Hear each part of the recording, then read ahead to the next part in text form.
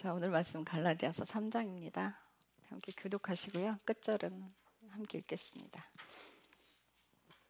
제가 먼저 읽습니다.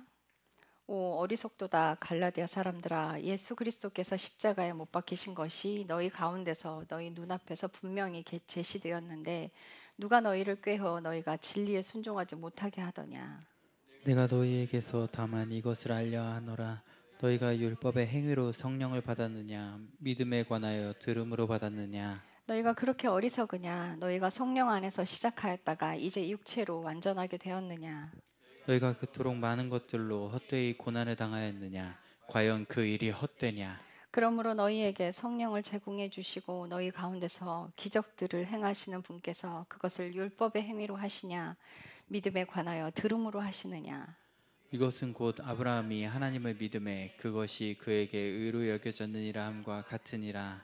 그러므로 너희는 믿음에 속한 자들 바로 그들이 아브라함의 자손인 줄을 알라. 또 하나님께서 믿음을 통해 이교도들을 의롭다 하실 것을 성경 기록이 미리 보고 아브라함에게 미리 복음을 선포하여 이르되 내 안에서 모든 민족들이 복을 받으리라 하였으니, 그런즉 이와 같이 믿음에 속한 자들은 믿음이 충만한 아브라함과 함께 복을 받느니라. 율법의 행위에 속한 자들은 다 저주 아래 있나니 이는 율법책에 기록된 모든 것을 행하기 위해 항상 그것들 가운데 거하지 아니하는 모든 자는 저주받았느니라 하고 기록되었기 때문이라.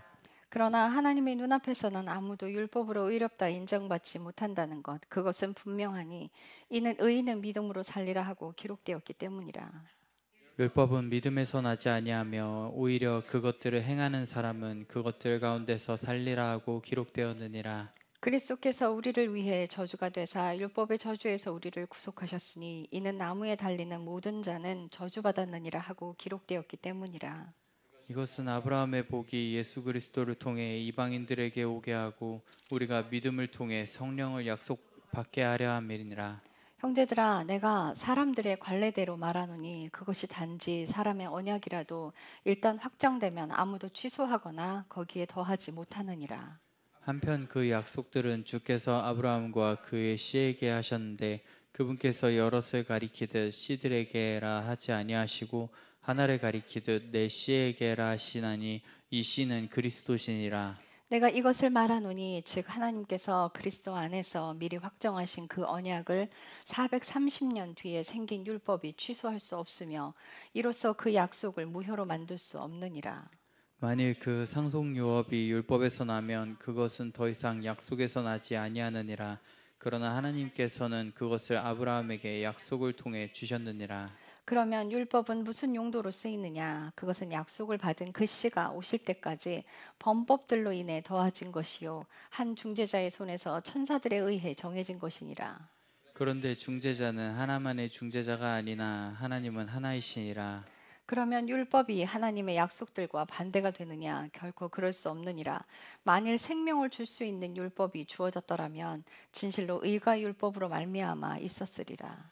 그러나 성경 기록이 모든 것을 죄 아래 가두어 두었으니 이것은 예수 그리스도의 믿음으로 말미암는 약속이 믿는 자들에게 주어지게 하려 함이라. 그러나 믿음이 오기 전에는 우리가 율법 아래 붙잡혀서 나중에 계시될 믿음에 이르기까지 갇혀 있었느니라. 그러므로 율법은 우리를 그리스도께로 인도하는 감독 교사였으니 이것은 우리가 믿음으로 의롭다고 인정받게 하려 함이라. 그러나 믿음이 온 뒤에는 우리가 더 이상 감독교사 아래 있지 아니하도다.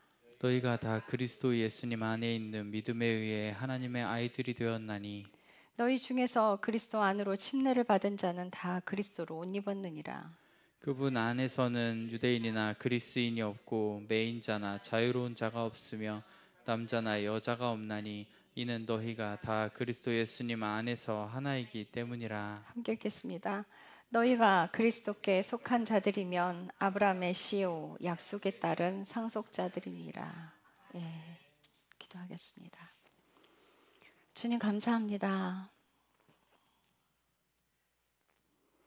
일주일 동안 삶을 살아낼 때 하나님이 보고 계심을 잊지 않게 하시고 주의 명령대로 사는 것이 축복이나 그 삶이 어려울 때, 그 삶에 고통이 올 때 주님 앞에 회개를 즐거이 하는 자가 되기를 기도합니다. 하나님의 그 말씀이 복되고 복됩니다. 그러나 그 말씀을 먹고 삶으로 사는 자가 더 큰 복이 있습니다. 듣고 읽고 삶을 살지 않는다면 그는 자신의 모습을 보지 못할 것입니다. 말씀대로 사는 자가 자신의 어떠한 삶을 살고 있는지, 자신이 어떤 죄를 짓고 있는지 보게 될 것입니다.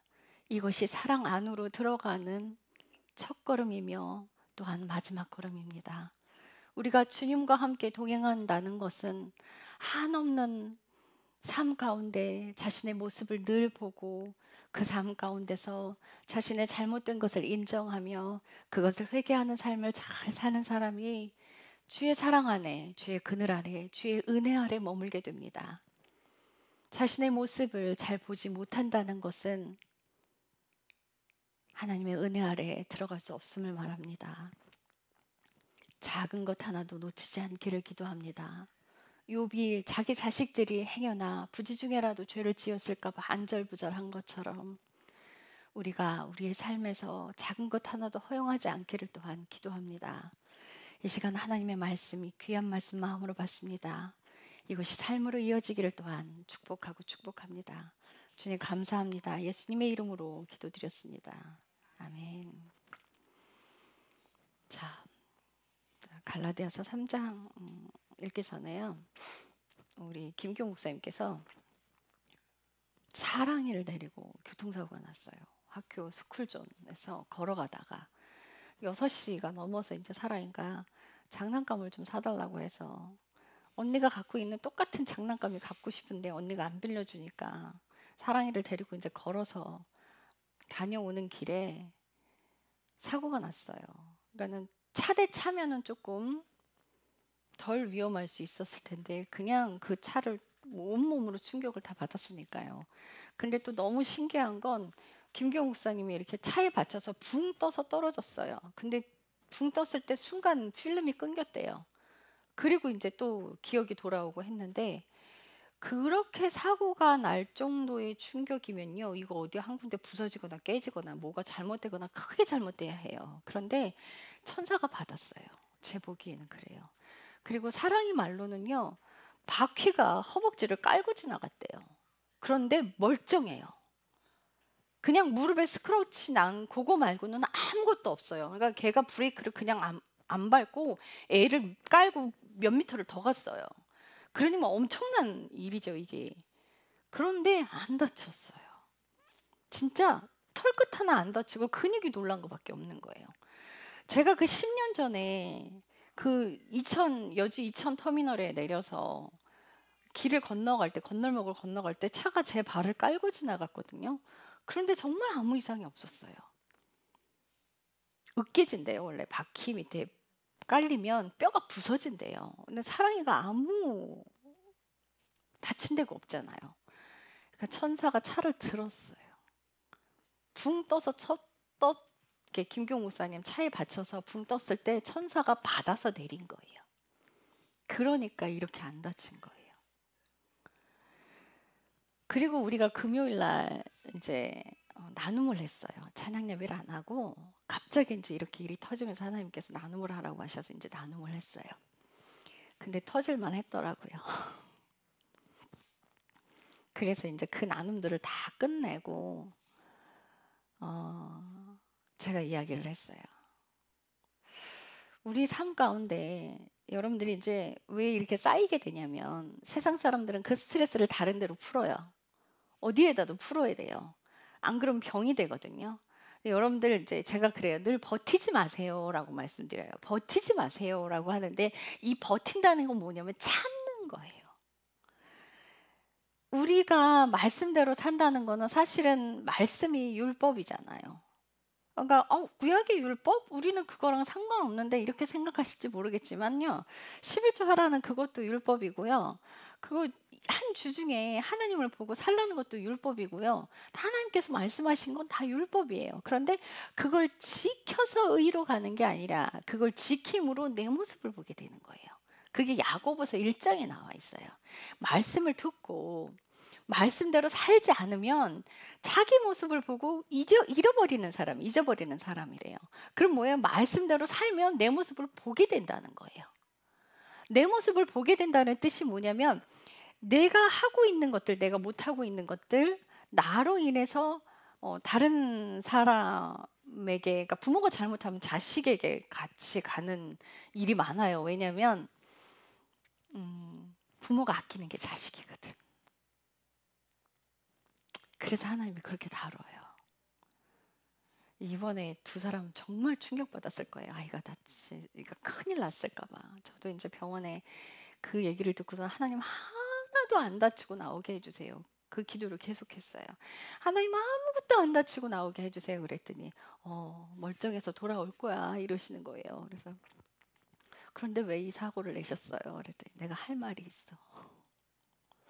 이렇게 여러분들 삶에 뭔 일이 터지거나 사건이 터지면 닫게 해주세요, 해결해 주세요 이걸 하시는 게 아니라 듣겠습니다. 하나님 내게 하실 말씀이 있으시구나 하는 거예요. 그럴 때 주님께서 하시는 그 말씀들을 잘 듣고 다시 돌이켜서 순종하는 그 길로 가야 돼요. 근데 이제 목사님이다 보니 하나님께서 이런 게 제가 한참 그랬었잖아요. 교회 식구들이 잘못을 하면 제가 다쳤어요. 제가 아팠어요. 그렇게 계속 많이 다루셨는데 이제 우리 김경 목사님이나 오경희 목사님도 이제 그렇게 다루어지는 자리에 오신 거예요. 그래서 나눔을 하는데 우리 오경희 목사님이 그래요. 우리가 똑바로 살지 않아서 장자를 친 걸로 느껴졌다는 거예요. 그것도 맞아요. 바울이 그러잖아요. 내가 너희를 낳기 위해 산고의 고통을 겪는다고. 그러니까 먼저 된 사람들은요, 그 양의 생명을 한 사람씩 잉태하기 위해서는 엄청난 희생에 따라가요. 근데 우리가 그 삶을 살면서 작은 걸 허용하면 어떻게 되냐면 사실은 이제 회개가 잘 안 되면 이게 쌓여서 폭발하는 거거든요. 내가 내 안에서 잘 인정이 안 되고 그게 이제 회개가 제대로 잘 안 되면 그게 폭발을 해요. 근데 어떻게 쌓이게 되냐면요. 요 작은 거 하나 허용하면 그렇게 돼요. 제가 이제 우리 남편하고 이제 늘 같이 있잖아요. 제 마음속에 늘 섬겼어요. 늘 해드렸어요. 늘 그 삶을 살았는데 어느 날 갑자기 툭 안에서 저 정도는 혼자 좀 하지. 이게 툭 올라와요. 늘 하던 건데 이제 저 정도는 혼자 좀 하지. 이게 툭 올라와요. 그러면 이제 제 마음에서 그걸 내버려 두잖아요. 그게 그 다음 걸 불러요. 또 그게 그 다음 걸 불러요. 이 별거 아닌 것 같죠. 근데요, 이게 엄청난 거예요. 그래서 그 작은 거 허용하면 안 돼요. 그래서 그 마음이 툭 들기를 그랬어요. 하나님 잘못했어요. 잘못했어요. 멀쩡한 손 주시고 멀쩡한 발 주셔서 섬길 수 있는 건강한 육체를 주셔서 감사해요. 이렇게 해결하고 가는 거예요. 이걸 해결하지 않으면요, 이게 이제 계속 쌓이게 되는 거예요. 그래서 터트려져요. 육신이 피곤하구나 이러면 이거 한 번쯤이야. 그 한 번쯤이 큰 사건을 만들어내요. 그리고 또 하나, 감당할 수 없는 고통이 내게 찾아요. 내가 감당할 수 없는 삶이 내게 밀고 들어올 때는요, 내가 할 수 없을 때가 있어요. 그럴 때는 하나님께 나가서 어떤 분은 소리를 질러요. 근데 어떤 분은 조절 얘기해요. 이게 하소연하는 거예요. 하나님 앞에 가서 하나님 나 지금 이게 이래요. 어떤 이제 그 아내 되시는 분이 남편이 하도 이제 힘들게 하니까 그걸 다 갖다 보니 하나님 이 인간이 있잖아요. 이것도 이러고요, 이것도 이러고요, 이것도 이러고요, 막 다 일러 바쳤어요. 그러면요 속이 풀어져요. 속이 후련해져요. 하나님께 모든 걸 다 일러 바치면 속이 후련해져요. 그런데요, 그게 후련해지고 나면 뭐가 되는지 아세요? 하나님 잘못했어요.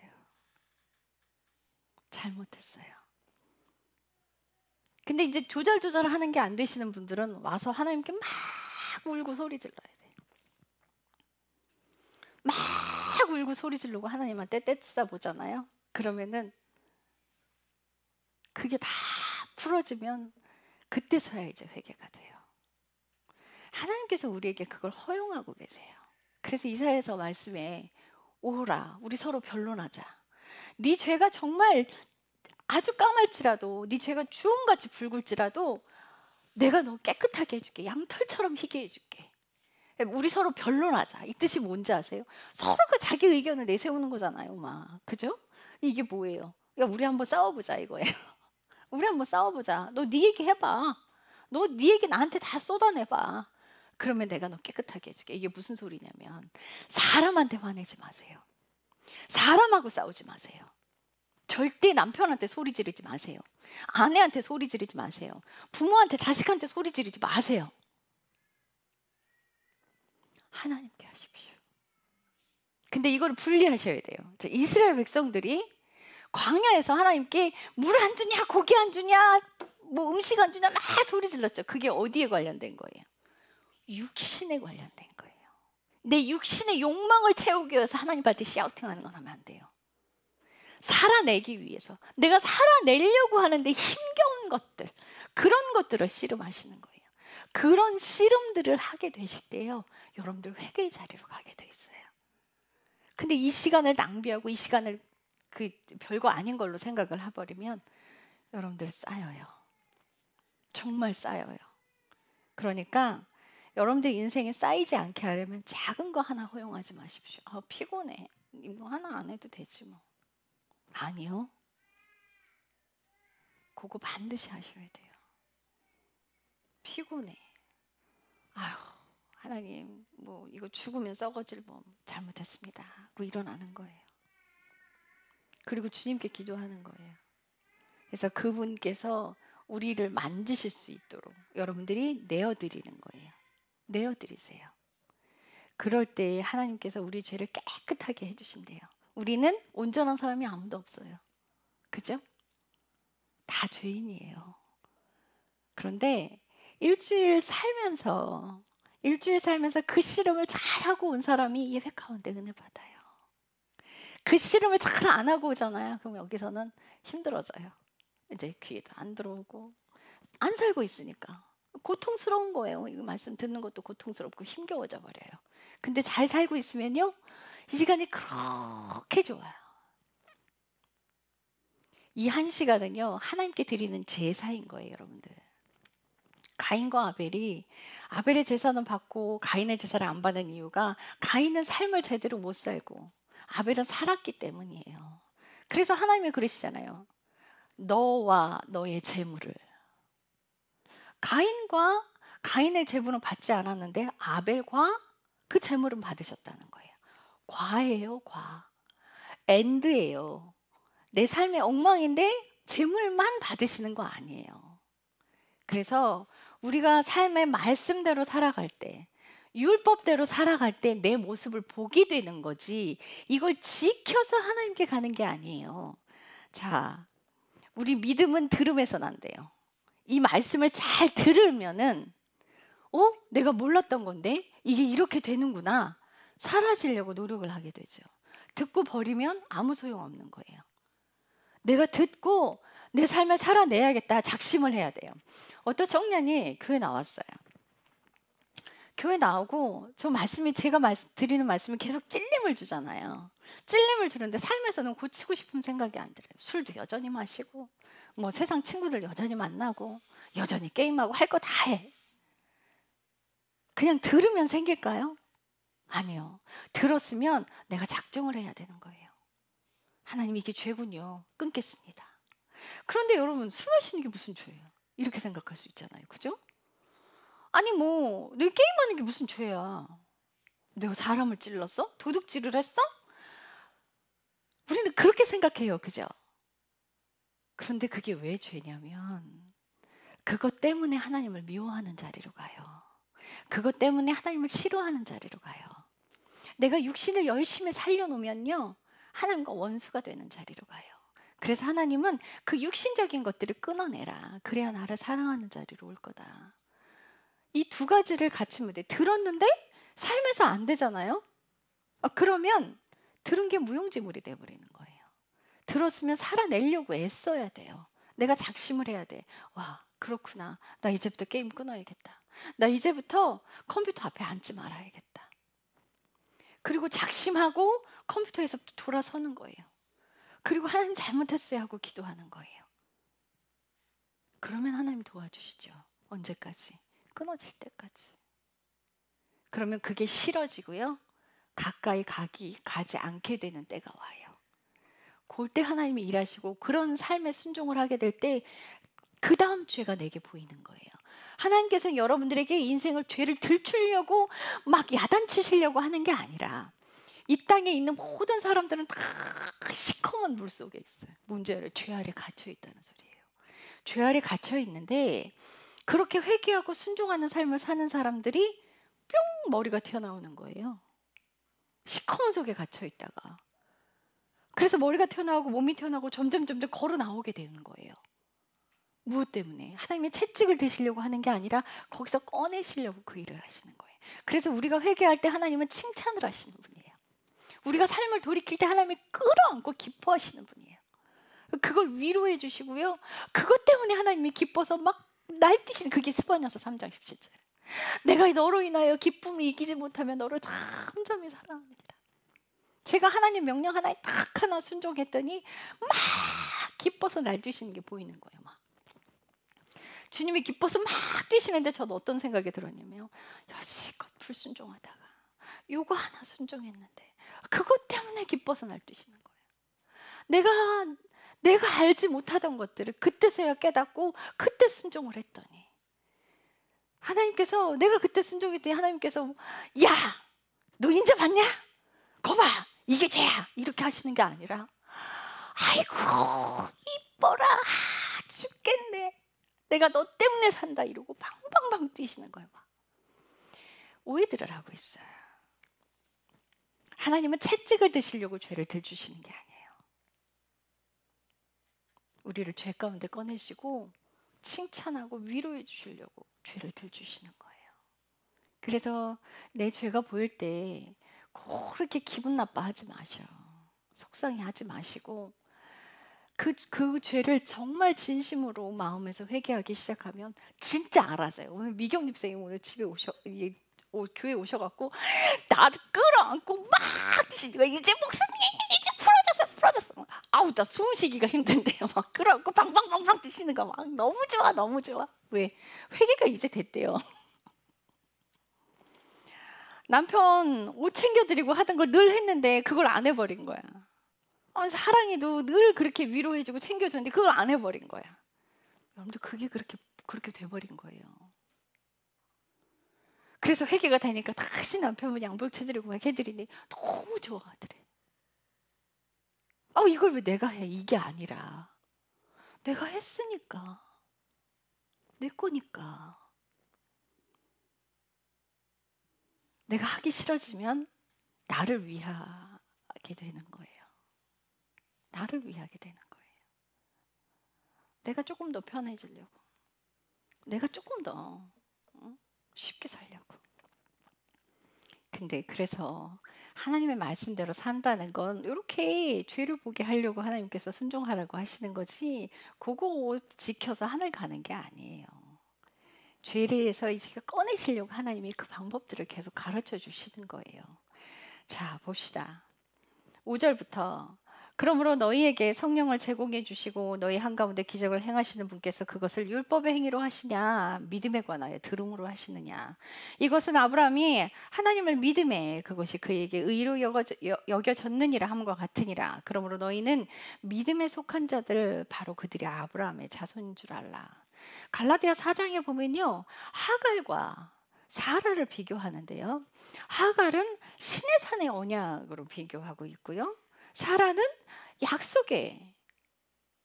약속으로 비교하고 있어요. 그게 뭐예요?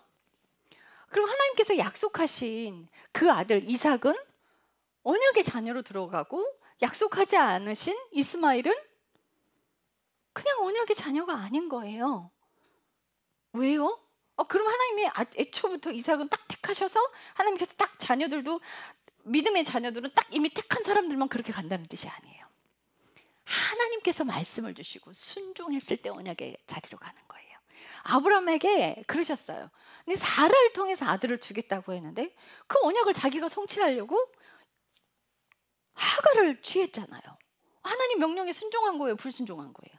불순종했기 때문에 언약의 자녀가 아닌 거예요. 그냥 기다렸어야지. 그래서 사라를 통해서 사라의 태에서만 나온다고 했으니까 사라와의 관계 안에서만 나오니까 그걸 기다렸어야지. 본인이 만들면 안 되지. 내가 약속을 성취하려고 들면 안 돼요. 우리는 하나님의 명령대로 그저 순종하는 자리로 갈 뿐이에요. 순종했을 때 언약을 이루시는 건 그분이 이루시는 거예요. 신의 산 어디 있대요? 아라비아에 있대요. 이집트에 있는 게 신의 산 아닙니다. 사우디아라비아 땅에 있어요. 성경의 갈라디아서 4장에 아라비아 땅에 있는 신의 산이라고 나와 있죠. 성경 말씀대로 기록된 대로 신의 산은 아라비아 땅에 있어요. 그런데 거기서 율법이 주어졌죠. 천사를 통해서 율법이 모세에게 왔어요. 그런데 그 율법은 이 말씀에 보면 그냥 그 율법들 가운데 그것들이 너희들이 지키면 잘 살게 될 거라는 거예요. 12절에 율법은 믿음에서 나지 아니하며 오히려 그것들을 행하는 사람은 그것들 가운데서 살리라 하고 기록되었느니라. 그러니까 이 율법을 지킴으로써 의인이 되는 게 아니라 그 율법은 잘 살라고 주신 거예요. 그런데 그 율법은 어떻게 왔냐면 죄가 많아서. 제가 19절부터 읽을게요. 그러면 율법은 무슨 용도로 쓰이느냐? 그것은 약속을 받은 그 씨가 오실 때까지 범법들로 인해 더해진 것이요. 죄가 많기 때문에 율법도 많아진 거예요. 그래서 한 중재자의 손에서 천사들에 의해 정해진 것이니라. 그런데 중재자는 하나만의 중재자가 아니니라. 하나님은 하나이시니라. 그러면 율법이 하나님의 약속들을 반대가 되느냐? 결코 그럴 수 없느니라. 만일 생명을 줄 수 있는 율법이 주어졌다라면 진실로 의가 율법으로 말미암아 있었으리라. 그러나 성경 기록이 모든 것을 죄 아래 가두어 두었으니 그것은 예수 그리스도의 믿음으로 말미암아 약속이 믿는 자들에게 주어지게 하려 함이라. 성경 기록이 모든 사람들을 죄 아래 가두었다는 거예요. 이 율법을 주는 건 뭐예요? 죄 아래에 있다는 것을 보여주기 위해서 율법을 주시는 거예요. 너희들이 죄를 지었기 때문에 법을 주는 거야. 너희들이 죄가 없다면 법이 없어요, 여러분들. 근데 요즘 법들을 계속 더 만들어내고 있어요. 왜요? 더 사악해지니까. 법이 많아지면 많아질수록 사람이 죄가 더 많다는 거예요. 그러니까 율법이 많았던 이유는 사람이 죄가 그만큼 많았던 거예요. 범죄하지 않았다면 율법이 없었어요. 아담과 하와에게 준 율법은 하나였어요. 선악과 먹지 말라는 거 하나. 딱 그거 하나였는데 그 하나인 그 율법이 사람이 불순종함으로 인해서 죄를 범함으로 인해서 이렇게 많아진 거예요. 근데 이 율법을 지킴으로 영원한 생명으로 가는 게 아니라고요. 우리의 죄 때문에 만들어진 게 율법이에요. 그래서 이 율법은 죄 아래 갇혀 있는 사람들에게 주신 거예요. 자, 그래서 이 율법을 지키면 이제 자신의 죄가 보이는 것을 깨닫는 삶을 살게 돼요. 내가 법을 못 지켰네. 그래서 자기 죄를 양에게 전가시켜서 염소에게 안수하고 전가시켜서 나 대신 내 죄 대신 그 동물이 죽어갔잖아요. 그럴 때마다 회개했을 거 아니에요. 그죠? 그런데 요즘은 예수님께서 십자가에 달려 돌아가시고 부활하심으로 우리 안에 성령님을 주셨어요. 근데 그 성령님이 어떻게 왔냐는 거예요. 너희가 의를 행하여 성령님이 주어졌다는 게 아니라는 거죠. 우리가 의를 행해서 온 게 아니라 내가 작은 것 하나 회개했더니 성령님이 들어오신 거예요. 율법은 뭐예요? 죄를 회개하라고 주신 거. 내가 이것도 또 범했네. 하나님 잘못했습니다. 죄를 범한 거를 깨닫고 회개하라고 주셨을 때 성령님이 우리 안에 계속 채워져요. 우리가 삶을 돌이킬 때 성령님께서 점점 더 채워져요.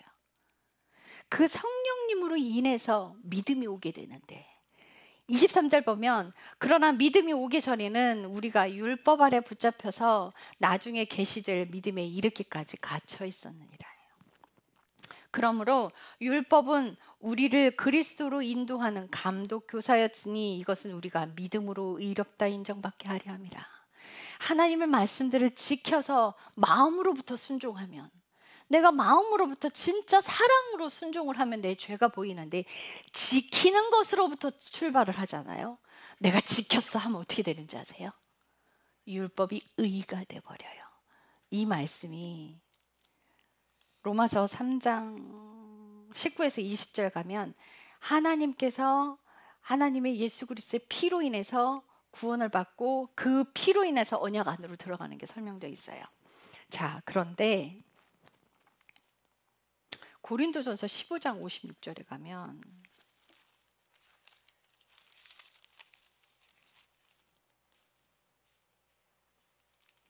사망에 쏘는 것은 죄요, 죄의 힘은 율법이니라. 사망에 쏘는 것은 죄요, 죄의 힘은 율법이래요. 야, 이 죄의 힘이 율법으로부터 나온다네요. 이게 무슨 말일까요? 내가 지켰어 라는 의가 내 안에 들어가면요, 이게 죄예요. 그게 죄의 힘이 돼버려요. 와, 내가 11조 냈어. 이 11조 안 하는 것들 다 뭐야? 새벽기도 열심히 해서 그게 의가 돼버리면요, 새벽기도 안 하는 사람들 판단 정죄하고 다니고요. 가서 교회 가서 열심히 헌신 보는 사람 뭐예요? 아유, 저거 섬길지도 모르는 인간, 저 인간, 이렇게 돼버려요. 그러니까 법을 지켰더니 죄가 힘을 받아요. 여러분들 하나님의 명령대로 살아서 내 의가 돼서 그게 죄를 더 강하게 한다면 여러분들 믿음은 오지 않아요. 이 율법은요, 예수 그리스도의 믿음이 내 안에 들어오는 것을 도와주는 역할을 하는 거예요. 내가 말씀을 지켰더니, 새벽기도 열심히 와서 기도했더니 내가 한없는 죄인이라는 게 발견되고, 내가 예수님을 사랑할 게밖에 없는, 내가 사랑이 아니면 살아갈 수 없는 그런 존재라는 걸 알게 되는 거예요. 그 기도로 인해서. 내 의를 세우는 것이 아니라 헌금 많이 해서 자랑하면 의가 돼버리고, 하나님께 가인이 드린 예물이 무용지물이 된 것처럼 그렇게 될 수 있다니까요. 그래서 우리 교회는 헌금 바구니를 안 돌리잖아요. 정말 진심으로 드리는 사람이라면 바구니가 돌지 않아도 드릴 거니까. 강제로 하지 않겠다는 거예요. 절대 강제로 하지 않겠다는 거죠. 만약 여러분들이 드리는 헌금으로 교회가 유지가 안 된다면 이 교회 문 닫는 게 맞습니다. 그런 사람들만 모여 있는 거니까. 이 외형 껍데기 유지해서 뭐 어디다 쓸 건데요. 정말 하나님을 사랑하는 사람들이 드린 그 예물, 그것 때문에 하나님이 일하시는 거예요. 하나님이 돈 갖고 올라가지 않으세요. 옛날처럼 뭐 이게 헌금 드린 거 다 번제로 태워서 올려보내지 않아요. 여러분들이 그 드린 그 예물이 마음이 있느냐예요. 여러분들 마음이 있느냐, 자랑이 되지 않느냐, 기도가 자랑이 되지 않느냐, 말씀 읽는 게 자랑이 되지 않느냐. 어떤 목사님께서 몇 시간씩 기도하시고는 우리 은정이한테 그런 거예요. 집사님, 기도 몇 시간 해? 나 4시간 하잖아. 이게 죄의 힘이에요. 성경은 기도하라고 되어 있거든요. 그게 율법이거든요. 죄의 힘입니다. 그 사람은 하나님의 믿음 안으로 못 들어가요. 그 은혜 안으로 못 들어가요. 내 의를 드러내는 거예요. 다 율법들 지켜서, 율법이 죄의 힘이 되는 건 다 내 의로 작용하기 때문에 죄의 힘이 되는 거예요. 그래서 예수님께서 마태복음 5장과 7절에 산상수훈, 그 유명한 산상수훈을 말씀하시는데, 너희가 바리새인들과 그 율법사들의 그 의를 능가하지 아니하면 하나님 나라에 갈 수 없다는 거예요. 능가하라는 거야.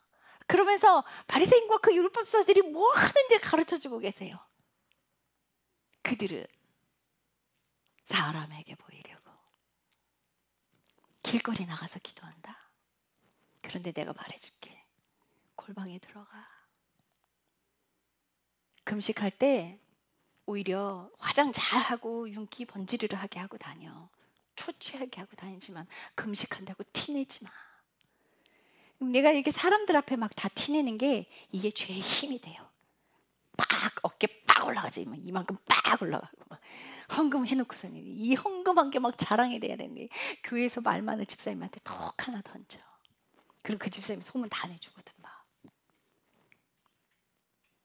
그게 죄의 힘이 되는 거예요. 이 죄의 힘이 율법이 되는 거예요. 막 너희가 누구를 도와주려거든 오른손이 아니라 왼손이 모르게. 근데 그들은 어떻게 한대요? 성전 앞에서 나팔을 분대. 빠빠 나팔 남 도울 때. 그들은 사람에게 보이려고 착하게 길거리 나가서 길게 기도한다. 근데 다 반대로 하라는 거예요. 왜요? 그들은 다 죄의 힘을 받고 있어. 그게 죄의 힘이에요. 나를 드러내는 게, 나를 자랑하는 게, 나를 높이는 게. 그래서 예수님 안으로 들어간다는 건 내가 없어지는 길을 가는 거예요. 내가 없어지는 길을 가고 그분으로 인해서, 그분 때문에 살아가게 되면 정말 회개하는 인생을 기쁨으로 살아가게 되면 이 믿음이라는 게 오는데, 그때 믿음이 와요, 여러분. 진짜 믿음은. 아브라함이 하나님을 믿음에 그것을 의로 여기셨다 할 때는 그때는 빌리브였어요. 아브라함이 하나님을 진짜 믿었어요. 정말 믿었기 때문에 그 갈대와 우르에서 다 왔어요. 근데 그때 아브라함의 믿음은 빌리브였어요. 페이스의 믿음이 되도록 하나님이 계속 이끌어 가셨어요. 계속 끌고 가셨어요. 아브라함은요, 하나님 명령대로 머물렀어요. 조카 롯과 싸울 때 네가 좌하면 내가 우하리라, 네가 우하면 내가 좌하리라, 우리 서로 싸우지 말자. 그래서 조카 롯이 풍요한 땅을 택했을 때 아브라함은요, 여전히 돌짝밭에 머물렀어요. 자기 의로 했을까요? 아니었을걸요. 분명 하나님의 음성을 들었을 거예요. 내 아들아, 너는 그냥 여기 네게부 이 땅에 머물러. 왜요? 네게부 그 땅엔요, 건조한 땅이에요. 사막이에요. 광야예요. 사막은 완전히 모래밭이고 광야는요, 중간중간 풀이 조금씩 있어요. 돌짝밭이에요. 근데 먹을 게 풍족하게 있지는 않아요. 야곱이 삼촌, 라반의 삼촌 집에서 그 긴 세월 동안 이용당하고 희생하고 자기 식구들을 다 데리고 나왔을 때, 가기 전에, 삼촌 집에 가기 전에 걔가 야곱이 어디서 기도를 했냐면요, 그 돌짝밭, 거기 돌베개를 베고서는 기도를 했단 말이에요. 그러면서 다시 돌아오는 길에 내가 내 생명과 내 몸을 다 유지해 갖고 오면 내가 하나님 이곳에서 하나님께 예배를 드리겠습니다. 하나님께 단을 쌓고 하나님께 예물을 드리겠습니다. 근데 거기가 진짜 돌짝밭이거든요. 그래서 세겜의 땅을 사버렸어요. 세겜의 땅을 왜 샀어요? 풍요로웠거든. 양떼들이 많았거든요. 가축들이 많았거든요. 하나님과 약속은 온데간데 없었어요. 불순종을 했죠. 하나님께 서원을 했다면 그것도 언약인 거예요. 그 언약대로 지켰으면 막내딸 디나가 강간안 당했어요. 그 사건이 일어나지 않았어요. 불순종으로 인해서 자식이 고통받게 된 거예요. 여러분들, 불순종으로 내 자식이 고통받는 자리로 가지 마십시오. 우리가 하나님의 명령에 순종 안 한 것, 그것만 불순종으로 여기지 마세요. 불순종은 교만이 엄청난 불순종이고요, 회개하지 않은 게 불순종입니다. 우리 인생에 그래서 회개가 축복이라고 계속 말씀드리는 거예요. 축복입니다. 그래서 그 믿음이 우리 안에 들어오면 26절 25절부터 그러나 믿음이 온 뒤에는 우리가 더 이상 감독교사 아래 있지 아니하도다. 너희가 다 그리스도 예수님 안에 있는 믿음에. 제가 이 성경을 고치라고 그랬어요. 원래 그리스도 예수님 안에 있는 믿음이 아닐 거예요. 뭐라고 돼 있어요? 예수님을 믿는 믿음. 네, 근데 아니에요. 영어 성경을 들어가도 헬라어 성경을 들어가도 그리스도 예수님 안에 있는 믿음이에요. 번역이 잘못된 거예요. 다 번역의 오류예요. 그래서 저희는 이거 그냥 지우세요 그랬어요. 제가 지우시고 고치세요. 예수님 안에 있는 믿음에 의해 하나님의 아들이 되었으니 너희 중에서 그리스도 안으로 침례를 받는 자는 다 그리스도로 옷 입었느니라. 예수님께서 십자가에 못 박히셨을 때 하나님께서 성전의 휘장을 찢어버리셨어요. 위에서 아래로. 성전의 휘장이 어마어마해요. 사람이 못 들 정도의 무게예요. 엄청난 두께의 그 휘장을 사람이 못 찢어요. 가위로도 안 잘려요. 그거는 칼로도 안 잘려요. 위에서 아래로 찢어버린 거 하나님이 찢으신 거예요. 사람이 찢었다면 아래에서 위로 찢어졌겠죠. 하나님이 찢어버리셨어요. 왜요? 그 휘장이 예수님이세요. 그래서 예수님을 통하지 않고는 아버지께 올 자가 없다고 예수님 말씀하신 거예요. 우리가 그리스도로 옷 입지 않으면 아버지께 갈 수가 없어요. 자, 이 율법을 주신 이유는, 말씀을 주신 이유는 율법에서 벗어나게 하려고, 그 법이 아니라 하나님의 사랑 안에서 생명으로 움직이는 자리로 가게 하려고 예수 그리스도의 믿음을 주시기 위해서 율법이란 걸 주셨어요. 율법은 죄 아래 갇혀 있는 사람들에게 필요한 거예요. 죄 아래 갇혀 있는 사람들에게 필요해요. 이제 믿음이 온 뒤에는 어떻게 해요? 그분과의 교제 안으로 들어가요. 그리고 진짜 예수 그리스도의 믿음이 될 때까지 아주 사소한 것 하나까지 건드리십니다. 그분이. 여러분, 우리가 듣기만 한다고 자동으로 변하지 않아요. 내가 하나님께 의지를 드리지 않으면 거기서 발 떼서 못 나옵니다. 그리고 또 하나 가르쳐 드릴게요. 어떤 자매가 열심히 기도했어요. 하나님, 내가 내 자식한테 잘하고 남편한테 잘하게 회개하는 인생을 잘 사도록 도와주시고 열심히 기도했어요. 근데 안 사라지는 거야. 막 애한테는 막 밀쳐내버리고, 하기 싫어서 막 밀어내버리는 거예요. 오면은 혼자 방치해 놔두고. 그리고 뭐 했어요? 쇼핑했어요. 이게 뭐예요, 여러분? 쇼핑을 하잖아요. 그럼 육신이 살아나요. 그래서 제가 육신을 살리는 일을 하지 말라 그래요.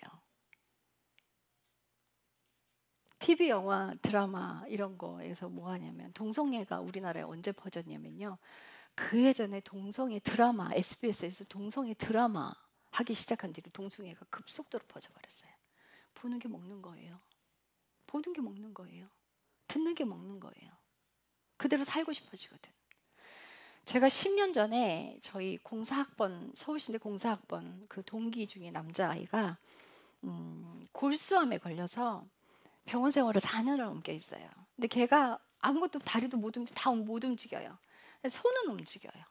그 손으로 맨날 드라마를 봤어요. 드라마를 보는데 걔를 기도해 주러 갔는데요, 폐가 다 찢어져서 숨쉬기도 힘들어요.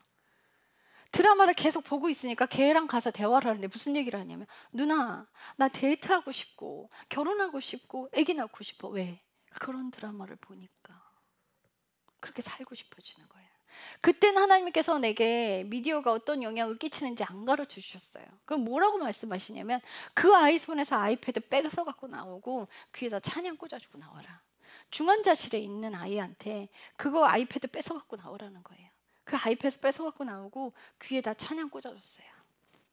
찬양 들으라고. 근데 얘가 찬양 듣기 싫다고 짜증을 내요. 왜 듣기 싫을까요? 이미 오염됐어, 드라마로 인해서.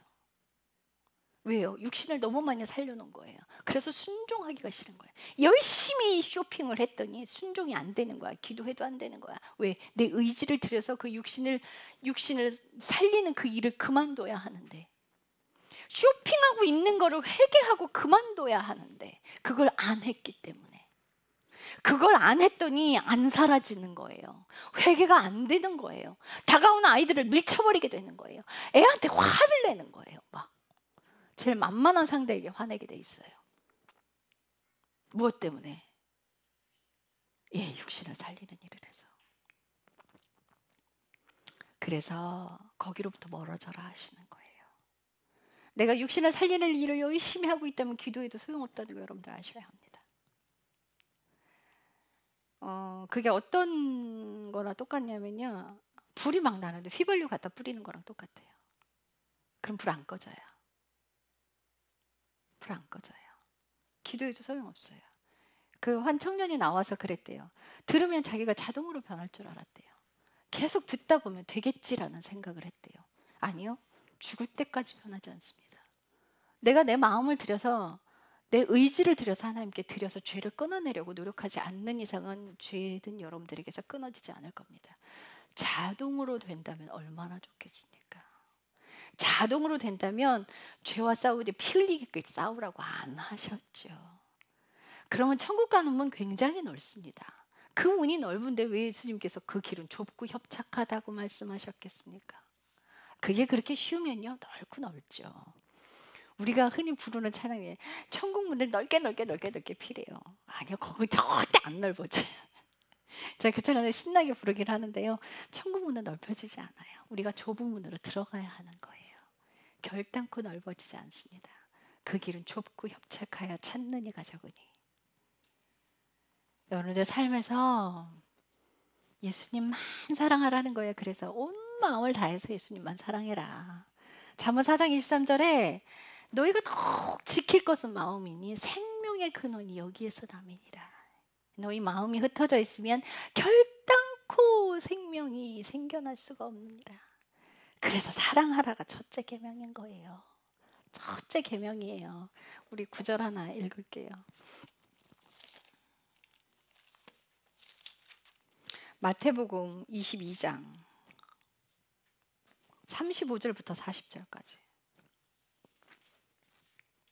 마태복음 22장 35절에서 40절까지. 이거 함께 읽겠습니다. 다 같이 읽습니다. 시작. 그때 그들 중에 한 사람이 율법사가 그분을 시험하여 그분께 질문하여 이르되 선생님이여 율법에서 큰 명령은 무엇이니까 하매 예수님께서 그에게 이르시되 너는 마음을 다하고 혼을 다하고 생각을 다하여 주 너의 하나님을 사랑하라. 이것이 첫째가는 큰 명령이요 둘째 명령은 그것과 같으니 곧 너는 내 이웃을 내 자신과 같이 사랑하라 이니라. 모든 율법과 대언자들의 글이 이 두 명령에 매달려 있느니라 하시니라. 예.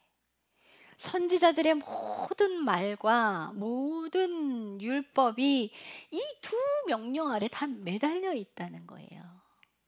그러니까 사랑이 없으면 네 전재산 다 불살라 네 몸 불살라 내줄지라도 아무 소용이 없다. 온 마음을 다해서 예수님만 사랑하라는 거예요. 어떻게?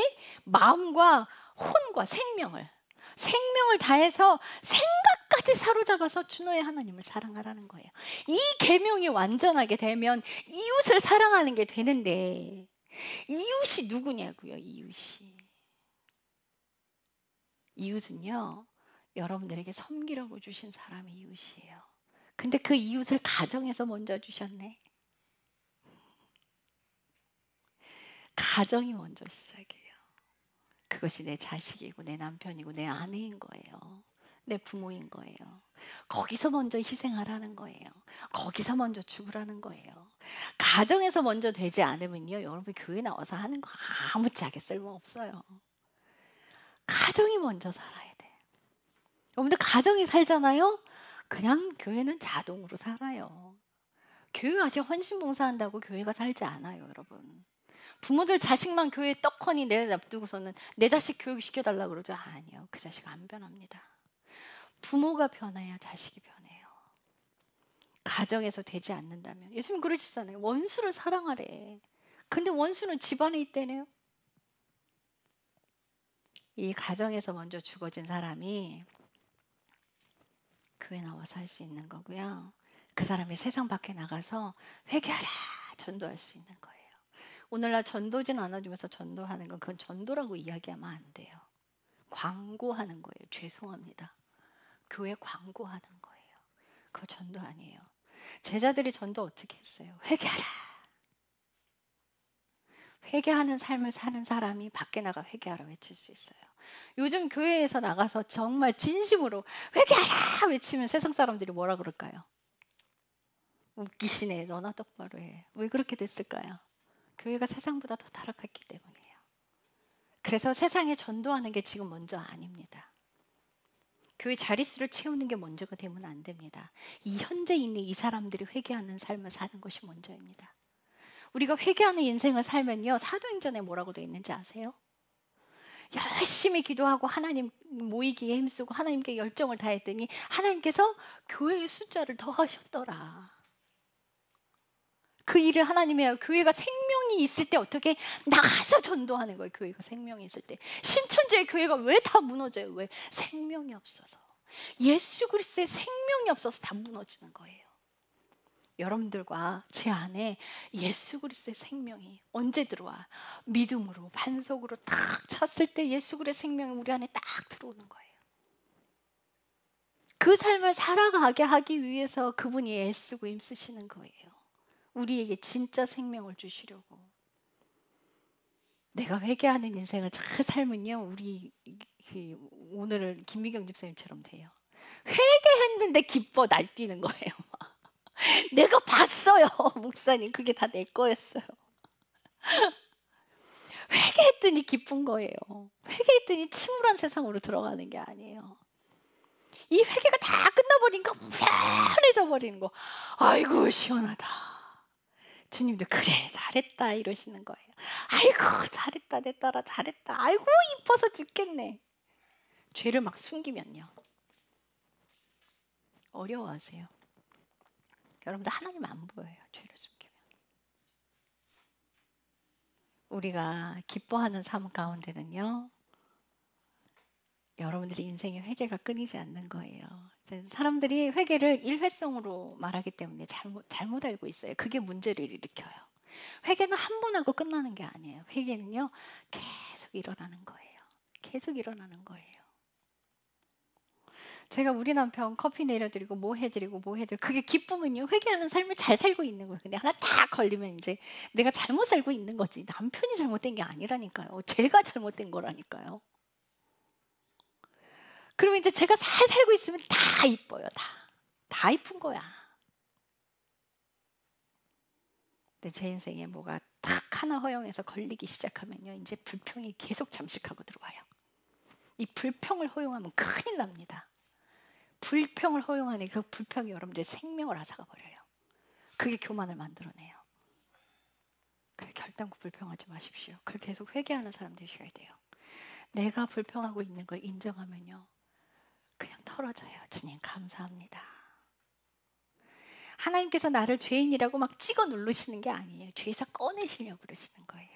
그래서 회개하는 사람들은 막 하나님 안에서 막 자유하게 돼 있어요. 막 너무 기뻐서 오늘 미경주 선생님 오셔서 저 끌었는데 숨이 안 쉬어질 만큼 혼자 기뻐서 날뛰시는 거예요. 막. 여러분들 그런 인생 되셔야 합니다. 기도하겠습니다. 주님 감사합니다. 우리가 축복된 그 삶 안에 머물기를 원합니다. 우리 인생은 예수님이 오실 때까지 끝까지 죄를 회개하는 인생이 될 것입니다. 바울이 이야기합니다. 나는 그렇지 않은데 내 안에서 죄 가운데를 끌고 가는 게 있다고 그것이 보인다고 이야기합니다. 만약 바울이 죄를 허용했으면 불평하는 것을 허용했으면 그 죄가 보이지 않았을 것입니다. 자신을 자기가 원치 않는 곳으로 끌고 가는 그것이 보이지 않았을 것입니다. 그러나 바울은 그것을 보고 통곡합니다. 오호라 나는 공고한 자로다. 이 사망의 몸에서 누가 나를 건져낼까 할 만큼 바울은 죄가 계속 보였습니다. 내가 죄인 중에 괴수로다 고백하고 그 삶을 살아가는 인생을 바울은 계속 살아갔습니다. 죄가 보이는 인생, 그것이 복된 인생입니다. 죄가 보이지 않는 인생, 그것이 저주받은 인생입니다. 자신의 죄가 보이지 않는다면 타인을 지적하는 인생을 살게 됩니다. 자신의 죄가 보이지 않는다는 건 율법으로 자기 의의를 쌓고 있는 인생을 살게 됩니다. 그 인생을 사랑하는 것이 저주입니다. 무엇을 하는 것이 중요한 것이 아니라 삶에서 회개하는 인생을 살아가는 것이 중요한 것입니다. 오직 예수님만 살아가지 않는다면, 오직 예수님만 사랑하지 않는다면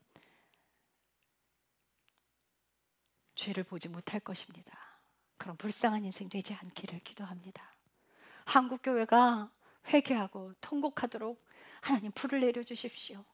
회개의 불을 내려주십시오. 우리 교회가 변화되어야 합니다. 가정이 변화되어야 합니다. 가정에서 살지 못하면서 교회 나와서 헌신봉사하는 거 그만두게 하십시오. 그것은 자신의 의를 쌓는 일입니다. 가정에서 먼저 죽어지게 하십시오. 가정에서 상처가 치유되게 하십시오. 가정에서 먼저 회복이 되어지기를 기도하고 축복합니다. 주님 감사합니다. 예수님의 이름으로 기도드렸습니다. 아멘.